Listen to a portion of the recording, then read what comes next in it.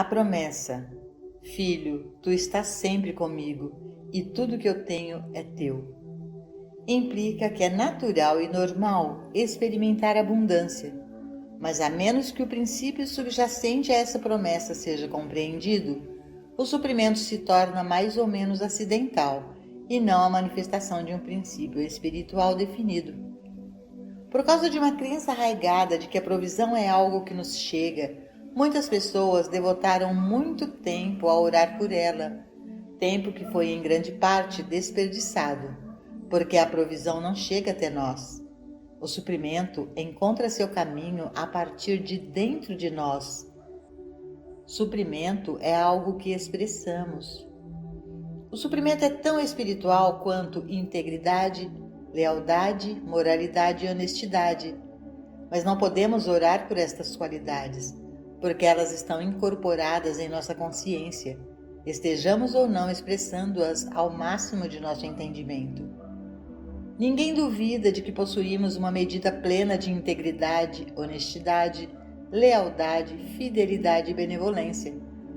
A questão é até que ponto desejamos expressá-las, ou quais desculpas podemos apresentar por deixá-las sem expressão dentro de nós.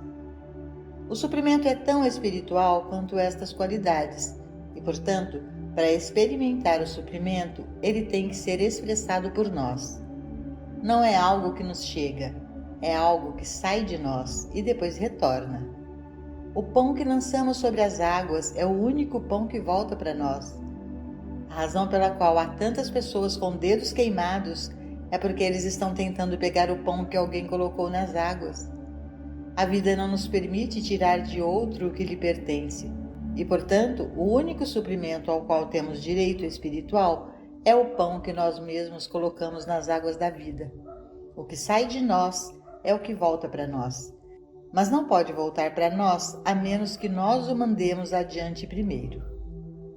Na medida em que o suprimento é espiritual, para que ele retorne a nós, ele deve ser expresso espiritualmente. Há muitos exemplos dados pelo Mestre sobre como podemos lançar o nosso pão sobre as águas. Para começar, ele nos diz para perdoar 70 vezes 7, para perdoar aqueles que de alguma forma nos ofenderam. Ele nos diz para orar por nossos inimigos e por aqueles que nos usam e nos perseguem inescrupulosamente. Isso não significa necessariamente aqueles que ofendem apenas você ou eu. Se ofendem nosso vizinho, eles estão nos ofendendo. Se eles ofendem nosso país, eles estão nos ofendendo. Se ofendem nossa raça, estão nos ofendendo.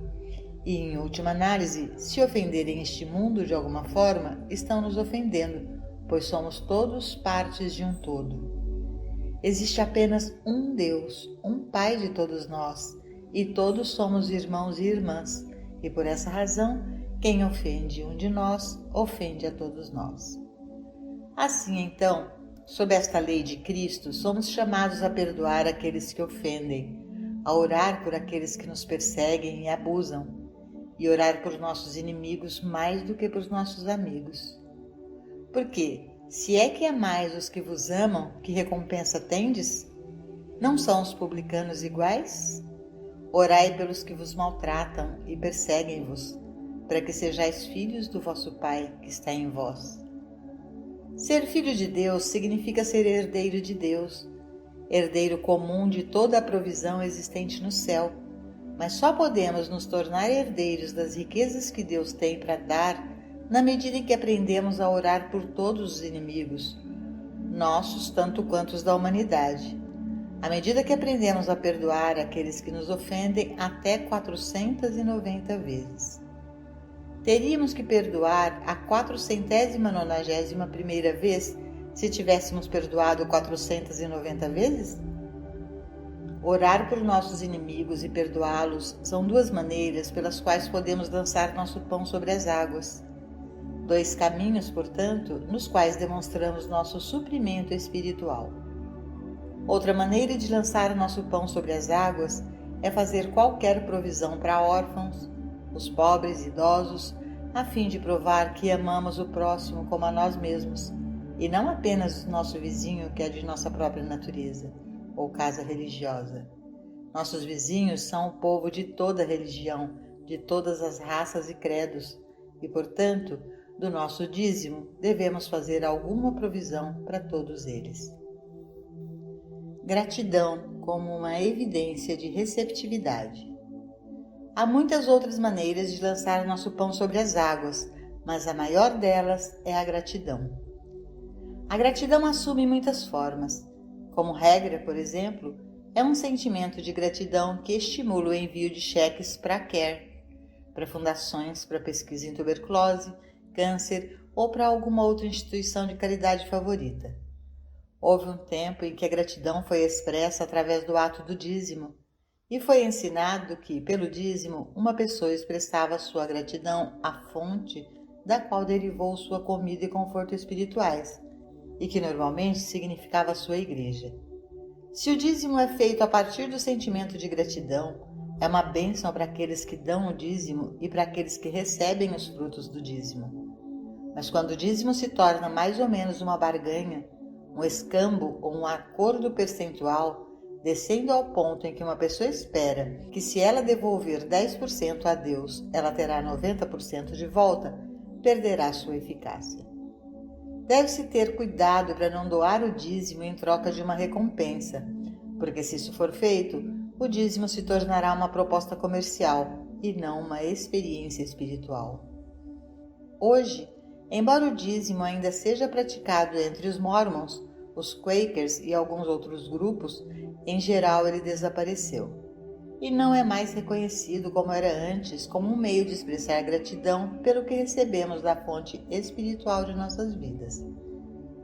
Aqueles que redescobrem a alegria e o privilégio do dízimo e adotam o método que o mestre ensinou de dar suas benevolências anonimamente, sem deixar ninguém saber o que estão fazendo, logo aprendem que há um Pai que vê em segredo e que recompensa abertamente.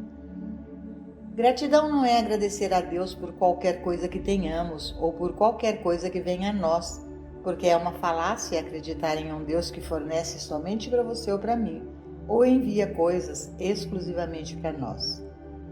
O Deus que adoramos é um Deus que é responsável por todos os bens nesta terra e em todos os outros planetas que existem. Na minha opinião, gratidão encontra sua mais alta expressão na realização de Deus como a fonte invisível de tudo o que é visível.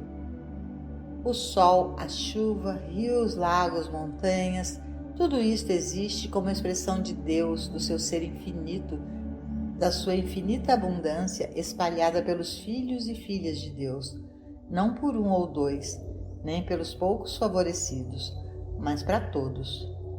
O fato de tantos receberem tão pouco ou nada não tem nada a ver com Deus, tem a ver com sua receptividade individual, e eles só podem provar a quantidade de sua receptividade pela quantidade de pão que lançam sobre as águas. Gratidão porque os peixes estão no mar e pássaros no ar. Gratidão que há gado em milhares de colinas, que as árvores estão florescendo e mostrando a graça de Deus na exuberância de sua folhagem. Gratidão por tudo o que testemunhamos ao acordar, de manhã à noite. Gratidão pelo fato de que a vida continua, dormindo ou acordada, e que mesmo quando estamos em repouso, o princípio da vida funciona para nós. O reconhecimento de Deus como a fonte de todas essas bênçãos é, para mim, a mais alta forma de gratidão, porque não há nada de pessoal nela. É simplesmente um sentimento de gratidão que a infinitude de Deus é onipresente para todos, que todos nós compartilhamos em proporção à nossa própria receptividade. Não há favoritismo da parte de Deus. Deus nunca dá mais a um do que ao outro. Deus não tem filhos favoritos. Deus não tem raça favorita. Deus não tem nação favorita. Pode ter havido um tempo em que alguns de nós acreditavam que certas nações eram melhores que outras, mas os últimos 45 anos deveriam ser suficientes para convencer a todos nós de que não é sábio demais reivindicar virtude para uma nação contra outra. Seria difícil acreditar que Deus faz uma nação prosperar, porque é tão boa, e pune as outras porque elas são tão ruins. Ao viajarmos pelo caminho espiritual, Aprendemos que não temos saúde ou abundância por causa de qualquer virtude própria.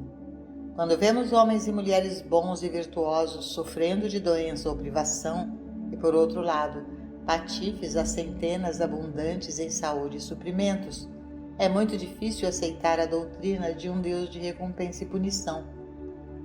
Meus muitos anos neste caminho demonstraram para minha satisfação que nosso suprimento está em proporção direta à nossa receptividade, isto é, ao grau de gratidão que expressamos na forma do pão colocado sobre as águas, como benevolência, perdão ou oração por nossos inimigos, porque então estamos expressando princípios espirituais.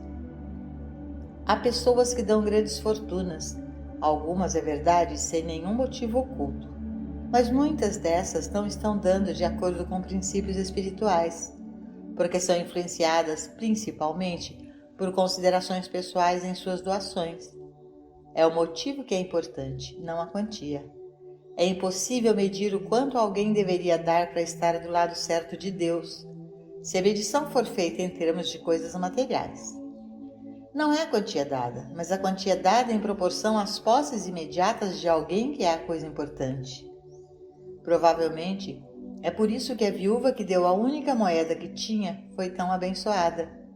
A única medida é quanto amor é dado, quanta cooperação, quanto reconhecimento, quanto perdoar, quanto dízimo, quanta oração secreta e quanto dar em segredo, sem chamar a atenção para si mesmo. A semente deve ser nutrida em segredo. Neste ponto, chegamos a um dos princípios mais profundos e um dos menos compreendidos em todos os ensinamentos do Mestre. O princípio do sigilo. No Sermão da Montanha, Jesus ensina que devemos orar em segredo, não deixar que nenhum homem saiba que estamos orando e não orar para ser visto pelos homens.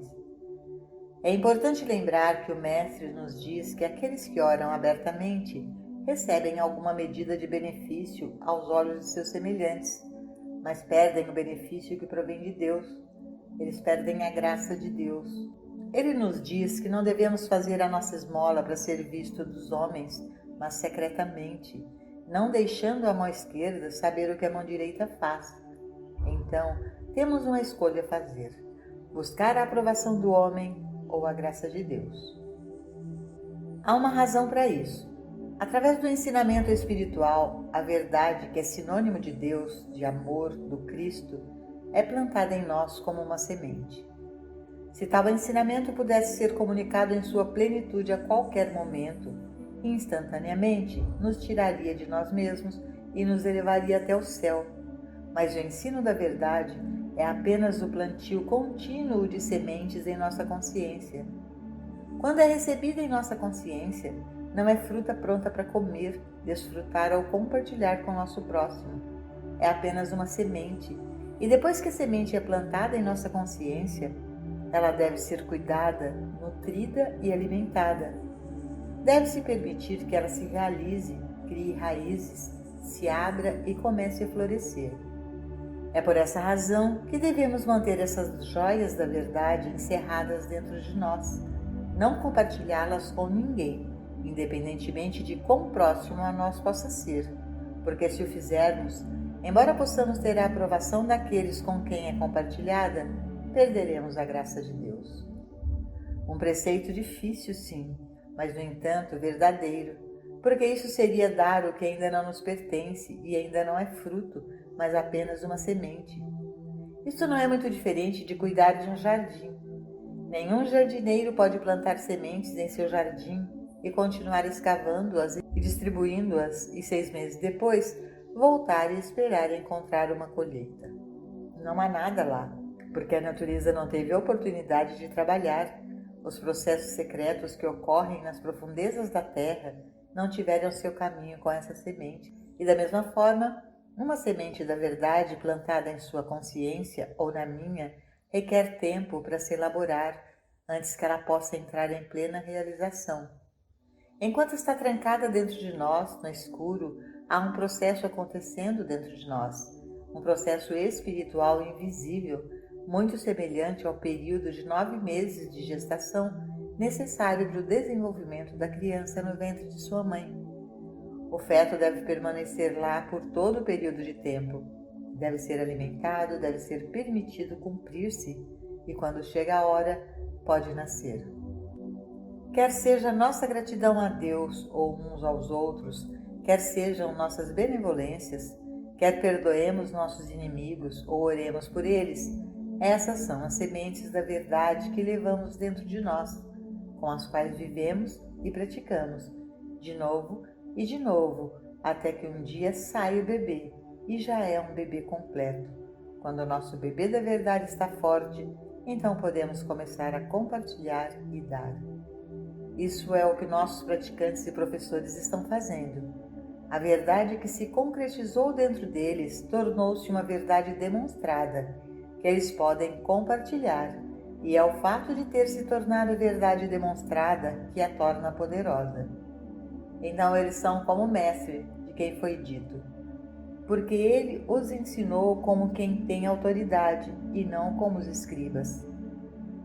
Ele falou com essa autoridade porque teve longos anos, 30 deles, mantendo a verdade trancada dentro de si, não tentando pregar, não tentando ensinar, não tentando curar, mas apenas ponderando essas verdades dentro de si mesmo, ponderando, pensando sobre elas, vivendo com elas, praticando-as e sendo grato por elas. Então, quando ele estivesse pronto, ele poderia sair e demonstrar o que havia se tornado completo em sua graça espiritual. Muitas vezes, uma verdade se revela a nós quando estamos lendo um livro, meditando ou escrevendo. De repente, uma verdade que conhecemos intelectualmente se torna uma verdade viva, vital e realizada. E quando isso acontece, podemos sair e compartilhá-la, dando e compartilhando com os sinais que se seguem. Eu adotei uma prática de nunca ensinar uma verdade que não tenha sido realizada e demonstrada por mim. Por muitos anos, os estudantes me perguntaram sobre o Sermão da Montanha, e minha resposta sempre foi que eu tinha lido, mas eu não entendia, e portanto não podia explicá-lo. Em 1956, no entanto, uma compreensão plena me foi dada no meio de uma aula, enquanto eu estava sentado na plataforma, e durante o ano de 1956, aquilo que se revelou para mim foi distribuído em minhas aulas, porque agora se tornara uma verdade realizada. Não foi, evidentemente, divulgado publicamente por escrito, mas agora foi publicado como o trovejar do silêncio. Há verdades na Bíblia das quais ninguém tem o direito de falar, exceto aquelas que ganham vida em uma pessoa, provando e demonstrando a si mesmas de tal maneira que então alguém tem algo da Bíblia para compartilhar. Praticar e não fazer pregações. Se você puder sentir alguma correção em tudo o que eu disse a você sobre esse assunto e começar a praticá-lo, você deve se lembrar também de mantê-lo trancado em sua consciência. Encontre algum período a cada dia para perdoar tanto os inimigos do mundo quanto os seus e orar por eles. Encontre algum período em cada dia para o dízimo de um tipo ou de outro. Pratique deixar de lado uma quantia específica de sua renda para quaisquer benevolências que você queira apoiar, mas mantenha essas filantropias em segredo. Não fale sobre a verdade que você está aprendendo. Por exemplo, neste texto você recebeu 3 palavras: onipresença, onipotência e onisciência. Não fale sobre essas palavras, porque se você fizer isso, você estará pegando sementes e espalhando-as no topo da terra ao invés de enterrá-las no chão. Em vez disso, tome essas 3 palavras em sua consciência, pondere-as e toda vez que alguma evidência de uma forma errônea de poder se apresentar a você, compreenda dentro de si que isso não pode ser verdade, se a onipotência for verdadeira. Toda vez que algo se apresenta a você de uma natureza errônea ou destrutiva, perceba dentro de si que, à luz da onipresença, essa presença não pode ser. Sempre que qualquer tentação vier até você para ir a Deus e lhe dizer algo sobre os seus problemas, traga imediatamente para o seu pensamento a palavra onisciência, todo conhecimento, toda sabedoria. Lembre a si mesmo que Deus já sabe tudo. Trabalhe com essas 3 palavras conscienciosa e continuamente, mas acima de todas as coisas, em silêncio e secretamente, até que tenham tido tempo e oportunidade para criarem raízes em você e se apresentarem como o bebê maduro. Então você entenderá o significado da Imaculada Conceição e o nascimento virginal. Você entenderá que toda concepção é espiritual. Ideias da verdade são concebidas dentro de você. Eles são como sementes com as quais você planta e trabalha, até se enraizarem dentro de você. Reflita sobre elas e regozije-se com elas, até que um dia você encontrará essas sementes da verdade como o nascimento virginal. Então será com sinais se seguindo, com alegria e com canto. Os sábios do mundo virão e se curvarão a essa verdade que nasceu em você. Homens e mulheres prestarão homenagem a você, por causa dessa verdade que agora está saindo de você para abençoar o mundo. Pode ser que quando você apresenta a verdade pela primeira vez ao mundo, você também tenha que levá-la ao Egito e escondê-la. Sempre a reação do mundo à verdade é tentar destruí-la, porque a verdade destrói o conforto da vida humana, destrói o bem material e o mal material. A verdade destrói o bem pessoal e eleva o amor divino em seu lugar. O amor que podemos compartilhar uns com os outros, não como membros de um pequeno grupo religioso, mas o amor que podemos compartilhar com todos os nossos vizinhos, sejam amigos ou inimigos. Devemos amar ao nosso próximo independente de suas opiniões religiosas ou estados de saúde, e amarmos nosso vizinho o suficiente até mesmo para ajudar a financiar seus hospitais, embora não possamos usá-los. Exceto para aqueles que estão em busca da verdade, a verdade em geral deixa as pessoas muito desconfortáveis. Isto porque quanto mais entramos no espírito, mais afastados estamos dos modos e meios de vida do mundo.